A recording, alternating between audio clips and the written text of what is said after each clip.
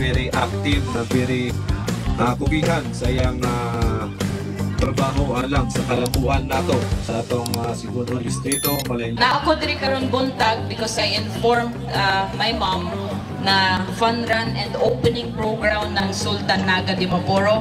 I would like to congratulate tanan that helped organize. I'm sure Oloy was also very busy pagkagikan sa Cebu ning uli siya diri to make sure that everything will run smoothly.